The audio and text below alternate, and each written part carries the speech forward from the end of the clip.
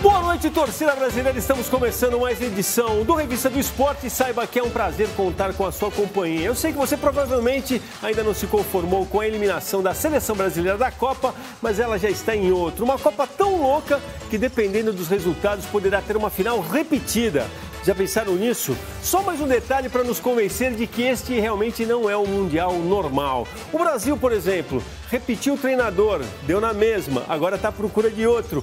E isso, claro, anda dando o que falar e nós falaremos também. Como falaremos das duas semifinais, Argentina e Croácia, França e Marrocos e de outros assuntos tão pertinentes quanto. Aqui comigo, Arnaldo Ribeiro e lá no Catar, mas com a gente, Mauro César Pereira, que sabe de tudo de futebol e é íntimo do futebol argentino, vai ter de comentar o minuto de silêncio que os argentinos fizeram para a seleção brasileira.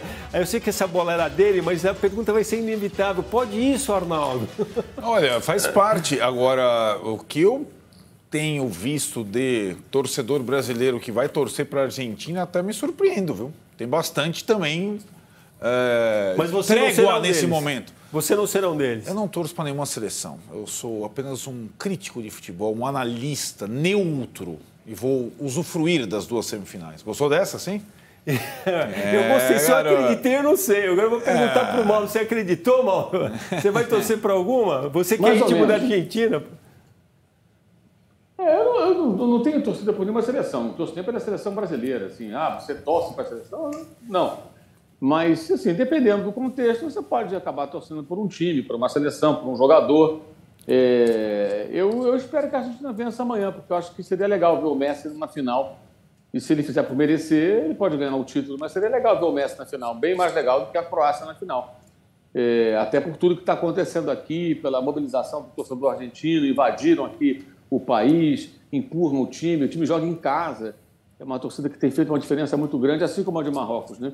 Só que o Marrocos é mais complicado, né? Suportar a França, depois de aguentar a Croácia, Bélgica, Espanha e Portugal, não sei se Marrocos terá toda essa resistência. Mas se tiver, fica por merecer e vá à final também. Acho que passa bem por aí. Ia ser maluco, hein? Ia ser maluco. Bom, depois da eliminação da Copa, a maior parte dos jogadores brasileiros não teve o Brasil como destino. Muitos ficaram na Europa, não foi o caso nem de Neymar e nem do técnico Tite e também do Danilo, que a gente vai ver chegando aí. Na chegada, o Tite, claro, não quis falar com a imprensa. Agora, muita gente se pronunciou, o Casimiro hoje, por exemplo, Arnaldo Ribeiro. Que reflexão você faz? O Casimiro falou que esperou para falar, para não falar de cabeça quente. Que reflexão é a sua depois de passado alguns dias aí? Não mudou muito da reação imediata, viu, Vladir? A minha impressão da eliminação é a mesma com que eu fiquei quando o Brasil foi escalado para começar o jogo e com a observação do jogo durante tanto o tempo normal quanto a prorrogação e depois nos pênaltis com aquela bizarrice do Neymar não bater pênalti na decisão. A seleção brasileira não estava preparada de novo para disputar a Copa do Mundo. Não estava preparado para um revés, não estava preparado para levar um gol, não tinha alternativas táticas, estratégias emocionais. Por isso, como você falou, muito bem falado na abertura, o mesmo técnico, com um time ainda melhor, teve o mesmo roteiro da Copa passada. E o Brasil morreu nas quartas de final muito por despreparo. E acho que isso está em discussão para o futuro. O Brasil agora, acho que tem que passar, a questão do técnico é crucial, sim, por uma reformulação, por uma revolução. O que aconteceu com a seleção brasileira depois da última conquista do Penta, já se vão 20 anos, foi uma mesmice só, com roteiros bem parecidos em quase todas as eliminações. A única vez que o Brasil avançou um pouco foi na Copa aqui em casa, que normalmente o mandante tem mais possibilidades, e aquela semifinal foi a que mais queremos esquecer, né? Aquele 7-1 para a Alemanha, embora o Mauro sempre falha. A pior coisa é esquecer o 7-1, porque você não tira lição disso. E o Brasil, para mim, talvez agora com essa ideia de técnico estrangeiro, eu sei que a gente vai falar disso, corrige um erro que está engasgado há 20 anos. O Brasil precisa de um comandante que fale outra língua nesse momento. Ou fale a língua portuguesa, com uma outra origem, digamos assim. Bom, Mauro, eu acho assim, eu acho essa questão do psicológico uma coisa realmente que daria para a gente falar aqui durante muito tempo, mas talvez a gente fique mais objetivo falando dessa questão que o Arnaldo acabou de falar do time que não andou, né? Eu não sei que tipo de caminho a gente vai tomar. Por exemplo, o 7-1, a gente cansou depois de baixadas as águas, ouvir gente falar, não, mas isso não vai acontecer nunca mais de novo. Mas aquilo foi o início de uma certa derrocada. Hoje a gente pode chamar de derrocada e não estaria sendo injusto nem exagerado. Ou estaria? Eu acho que a pior forma de tratar o 7-1 é tratar como casualidade, né? Porque não foi casualidade, aquilo era pedra cantada. É só observar o que vinha acontecendo com a seleção brasileira, os jogos anteriores, e também até a própria escolha altamente... não foi política, ela foi conveniente para os dirigentes colocar 2 técnicos campeões do mundo à frente da seleção. Um como coordenador, o Parreira, como técnico, o Felipão. E os 2 estavam completamente obsoletos, né? O futebol muda toda hora e eles tinham conceitos e ideias totalmente antiquadas. Então, o Brasil foi totalmente despreparado para aquele Mundial, não tinha a menor chance. E ainda teve esse choque do 7-1. Mas, ao contrário do que em outros lugares se faz, né, quando você tenta usar as derrotas ou as páginas mais obscuras da história, né, os países fazem isso, né, para tentar dar uma luz, né, e entender, erramos aqui, não podemos errar mais. No Brasil, muita gente joga para baixo do tapete. Na mídia, inclusive, não, esquece isso, esquece não. Tem que lembrar para não fazer nada parecido novamente. E continua fazendo errado, né? O Brasil continua errando. Dessa vez, até em tese, fez o certo, que é deixar uma comissão técnica trabalhar um ciclo inteiro. Ela se mostrou incapaz. E aí o erro está onde? Assim como os jogadores não pareciam preparados para a derrota, tanto que parece assim, que o mundo acabou para eles, eu entendo que a derrota é dura. Mas, gente, não foi nem uma derrota na final, ainda faltava aquele jogo, a semifinal e a final para o título. O Neymar falou alguma coisa, escreveu, estávamos tão perto nada. Foram 3 passos importantes para ganhar o Campeonato Mundial. Muito longe ainda. A parte difícil estava começando, na verdade. E a reação deles, acho que evidencia assim, uma falta de preparo para lidar com algo que faz parte do jogo, que é a derrota. Ela pode aparecer, você tem que saber enfrentá-la, né? E eu acho que isso está dentro de um pacote também de uma diretoria da CBF, que assumiu há pouco tempo, e que parece que não tem ainda um plano B. Já deveria ter o plano B.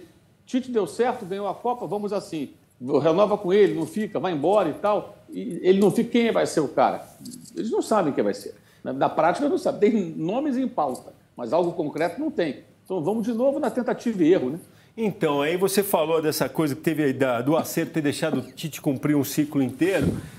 Aí a possibilidade de acertar mais uma vez. Inevitável que com a seleção brasileira eliminada, antecipando o fim da era Tite, o próximo treinador da seleção brasileira, sei que é nesse momento o tema mais quente, Arnaldo. Talvez o mais desafiador, até com essa questão da escolha. O Mauro estava falando ali, falou dessa questão política, diretiva. Quando o presidente da CBF fala que ele que vai decidir sozinho o técnico da seleção, já dá medo, porque se fosse ele, o Beckenbauer, o Platini, tivesse jogado bola, eu até ficaria mais tranquilo, mas não estou nem um pouco, Arnaldo. Eu também não, né? É verdade que nesses últimos anos, nessas últimas Copas, nessas últimas 2 décadas de derrotas em Copas, foram diversos incompetentes e, para dizer o mínimo, presidentes da CBF escolhendo treinadores, né? Teve a época Ricardo Teixeira, que também culminou com títulos, mas também com escolhas tanto quanto bizarras. Por exemplo, o Dunga, que nunca tinha sido técnico para ser comandante da seleção, pelo histórico como jogador. Sabe o que acontece, Vladir? Nesse processo de escolha, acho que tem uma coisa que foi gritante na Copa do Mundo e que agora ficou escancarado, que qualquer comandante da CBF deve ter percebido. Pode ser o presidente, pode ser o vice, pode ser... O Brasil vive, de fato, uma questão complicada e defasada em relação a técnicos de futebol. E o melhor técnico brasileiro de futebol fez sua 2ª Copa muito ruim. Muito ruim. Muito abaixo dos outros técnicos. O que isso representa? Que o Brasil tem que encontrar e quebrar um tabu. Porque só a seleção brasileira de futebol masculino não experimenta, não bebe de uma fonte de outro país, de um intercâmbio, de gente com outros métodos, com outras situações. É um tabu. E acho que esse tabu já passou da hora de ser quebrado. Só dessa possibilidade, e existiu conversas, de fato, o Mauro falou, não tem um plano B definido, mas tem sondagem, sim, e hoje surgiu lá o nome do Ancelotti, alguns apuraram, consultas lá atrás. Ancelotti técnico do Real Madrid, tem contrato até 2024.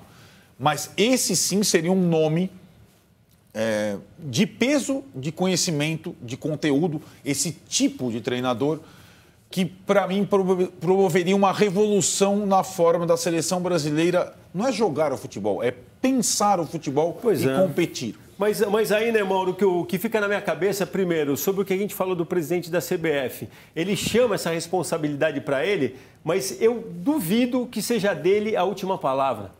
Né? A gente está falando de Ancelotti no meio do ano passado, ou desse ano mesmo, acho que em abril desse ano, quando se começou a falar do Guardiola, todo mundo considerava o Guardiola um cara muito caro, esquecendo que o caixa da CBF de um ano para o outro, o último ano contábil, a CBF tinha quase 900 milhões de reais guardado lá em caixa, entendeu? Quer dizer, problema de dinheiro não seria.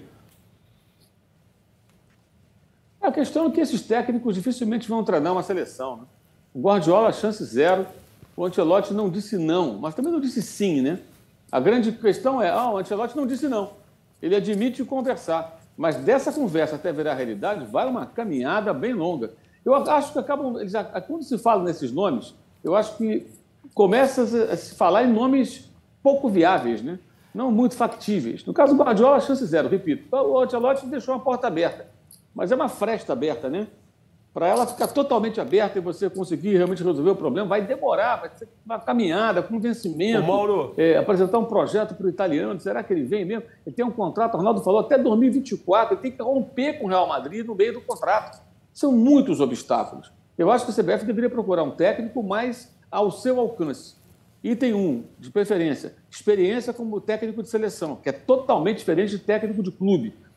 Item 2, um cara que tenha um estilo de jogo, uma ideia de jogo que se encaixe com a natureza do futebol brasileiro, que é o quê? Habilidade, técnica, jogo ofensivo e que saiba também montar o time, que se defenda bem, claro. Não basta só atacar. Mas não pode ser um técnico que coloque, por exemplo, o Brasil jogar como joga Marrocos aqui na Copa do Mundo. Não dá. O Brasil não pode jogar igual ao Marrocos. De jeito nenhum. Nem teria cabimento, porque o Brasil tem qualidade para muito mais do que isso. Então, acho que deveriam buscar nomes assim. Eu até citei outro dia, só como exemplo, eu não gosto de citar nomes assim, porque parece que está fazendo lobby por alguém. Mas só como exemplo, o Luiz Henrique acabou de deixar a seleção da Espanha.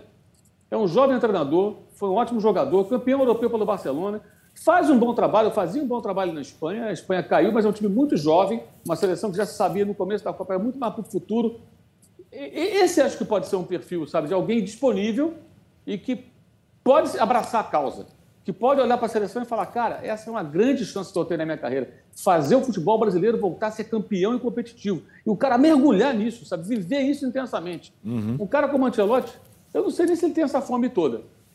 Ele pode estar enfastiado. Tanta taça que esse cara já ganhou, que não sei se ele tem toda essa vontade, sabe? Não sei, sinceramente não sei, tenho dúvidas.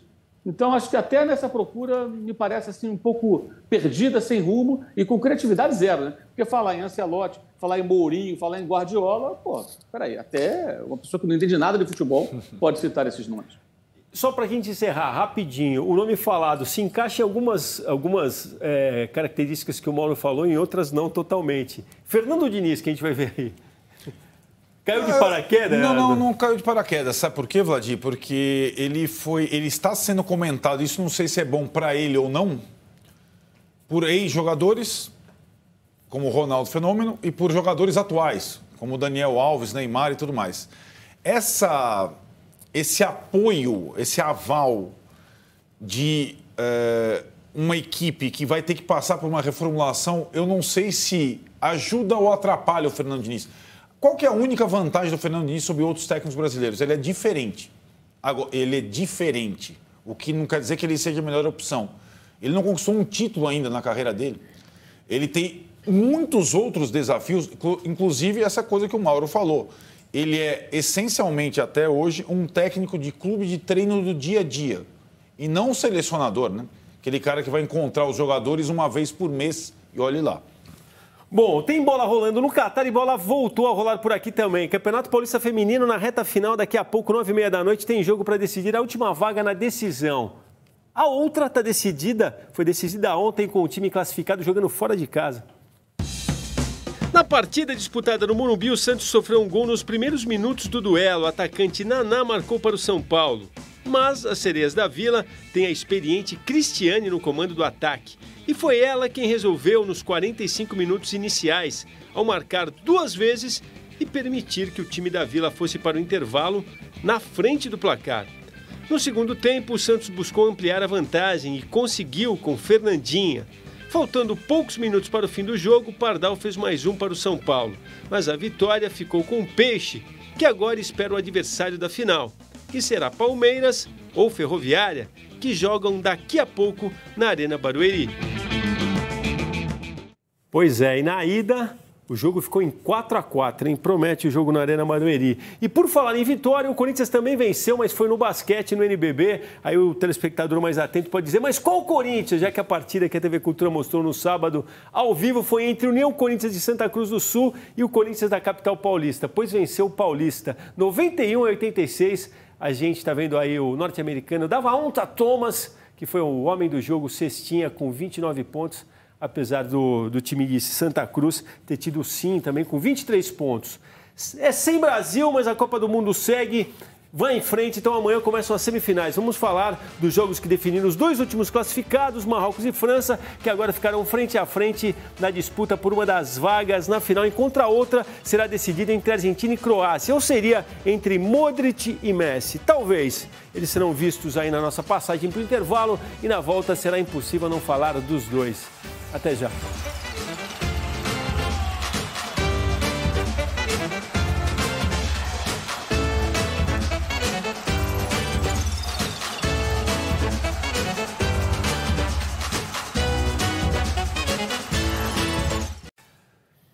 Bom, sem o Brasil na Copa, claro, ficou tudo mais complicado para os apaixonados por futebol. As semifinais serão no nosso horário comercial, aqui horário de trabalho, e aí já viu, né? Seja como for, vamos colocar aí na tela os horários e dias de jogos para quem sabe você conseguir armar uma estratégia e acompanhar os jogos. Estamos vendo então amanhã, 4 da tarde no Lusail, Argentina e Croácia, e na quarta, no mesmo horário, França e Marrocos.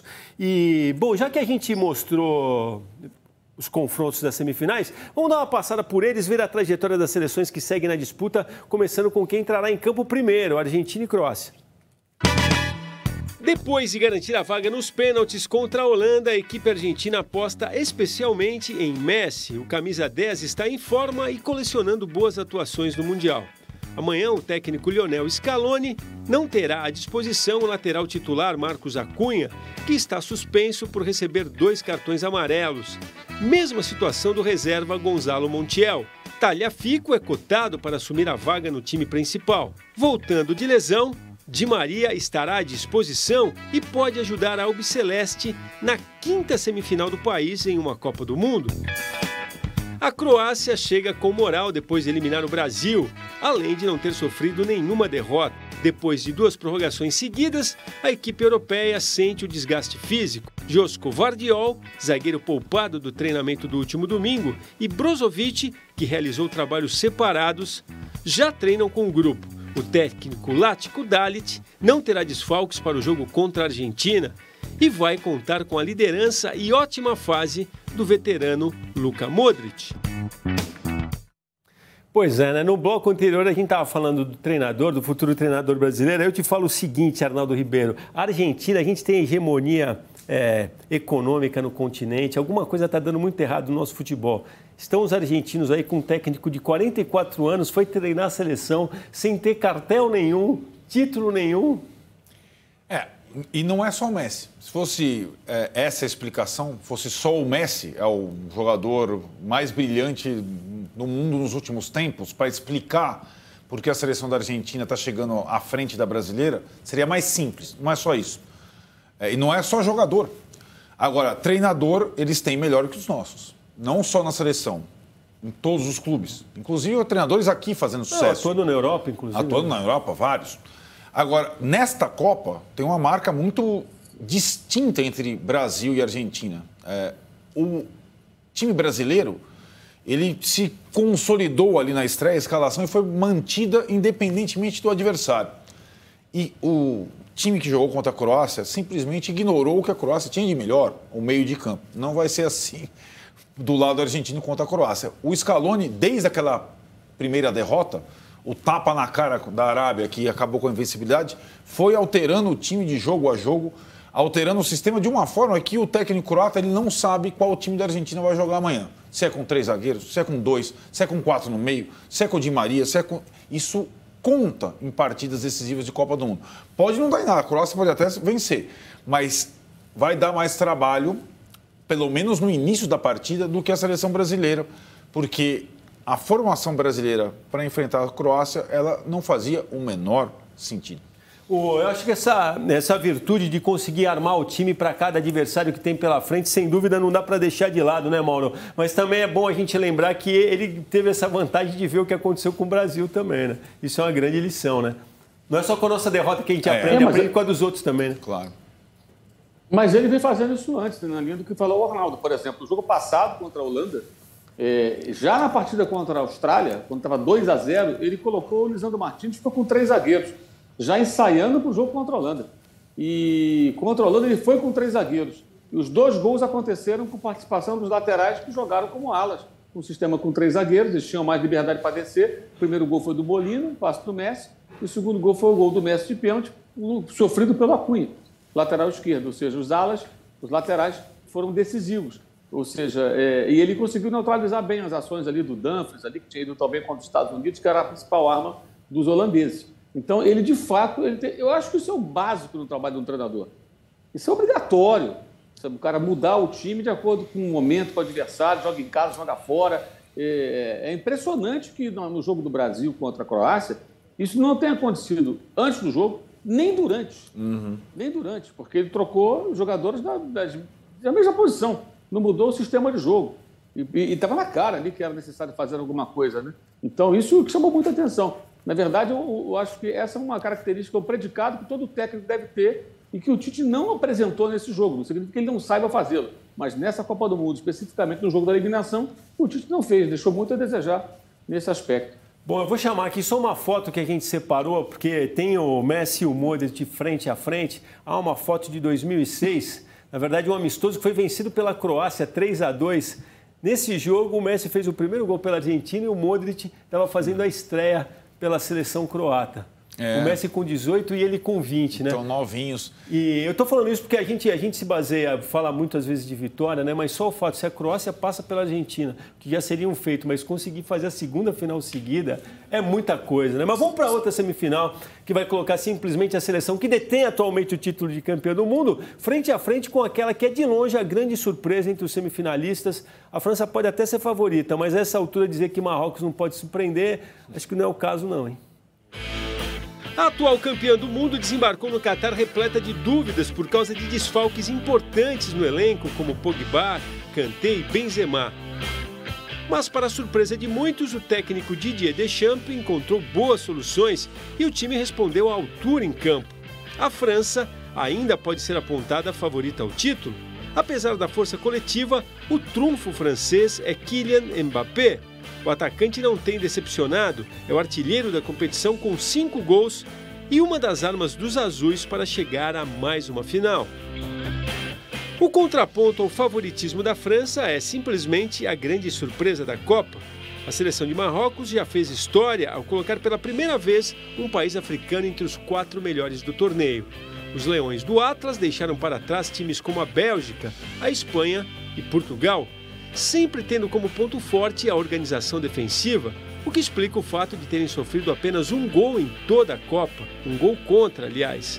Se a defesa é a maior qualidade desta equipe, vale destacar o goleiro Bono. O camisa 1 faz um Mundial irretocável e é um dos responsáveis pela grande campanha marroquina até aqui. Pois é, Mauro César. E aí dá para fazer uma ponte também, porque o Marrocos também teve problema com o treinador, o cara deixava o Ziyech fora, aí foram lá trocar o treinador, trouxeram o outro, que também era um cara de dentro do próprio país, acabou dando no que deu. Não sei se você prefere falar da França também. Eu não sei, na verdade, se a França tem uma defesa que não é tão brilhante quanto o ataque, ou se é aquele time que não se preocupa tanto, se preocupa em jogar bola e depois resolve o resto. O fato é que a França deve enfrentar aí dificuldades, né? Não dá para duvidar mais de Marrocos depois do que aconteceu contra Portugal. A Espanha era mais fácil de entender. A Espanha tem um problema de falta poder de fogo, né? A Espanha, né? Como eu disse há pouco, é um time ainda muito jovem. Então, Portugal tem ótimos atacantes. Tinha feito 6 na seleção da Suíça, que é uma seleção que o Brasil suou para ganhar de 1-0. E Portugal não conseguiu vazar a defesa do Marrocos. O Marrocos só tomou um gol na competição, um gol contra do Canadá. Não tomou gol da Croácia, não tomou gol da Bélgica, não tomou gol da Espanha, não tomou gol de Portugal. E na disputa de pênaltis, quando ganhou da Espanha, a Espanha também não fez gol na disputa de pênaltis. Ou seja, é impressionante, não dá para duvidar. A França é favorita. Se você me perguntar quem vence, eu acho que a França vai à final. Não sei como, mas acho que vai à final. Mas não dá para duvidar de Marrocos. Depois do que ele fez contra Portugal, realmente tudo é possível. Tudo é possível, inclusive o Marrocos ir para a final com a sua mega retranca e a sua torcida, né? Que pesa barbaridade. A torcida de Marrocos aqui é absurdamente grande e atuante. Na verdade, o técnico croata falou muito disso, mas complete que a gente... Não, a análise é perfeita, não dá para duvidar mais, porque não é uma partida a surpresa de Marrocos, é a Copa toda, né? Com essa mesma postura. Acho que a França, imagino que mesmo campeã, mesmo com o melhor jogador do mundo, mesmo com várias situações, entenda que, para passar a final, tenha que vazar Marrocos o quanto antes. Porque o que acontece até agora com Marrocos? Ele não se sentiu em nenhum momento na Copa do Mundo sob pressão, sob a necessidade de ir atrás do marcador, com desvantagem no placar. Sem esse desconforto, fica mais fácil. E não adianta fazer o que os outros fizeram, que a 1 hora vai sair o gol. É bombardear desde o começo. Senão, é capaz de ir para a prorrogação, para os pênaltis, e o goleiro deles é bom. Está dito, Arnaldo Ribeiro. Aquele abraço, Mauro César. Vamos ver no que dá. E, valeu, torcida brasileira. Uma ótima semana para vocês. A gente se despede com imagem dos semifinalistas da Copa do Mundo do Catar. Na quarta, quando teremos nova edição do Revista do Esporte, já saberemos, enfim, quais serão os finalistas, o que certamente renderá uma resenha, uma conversa das boas. Muito obrigado pela companhia. Juízo, hein?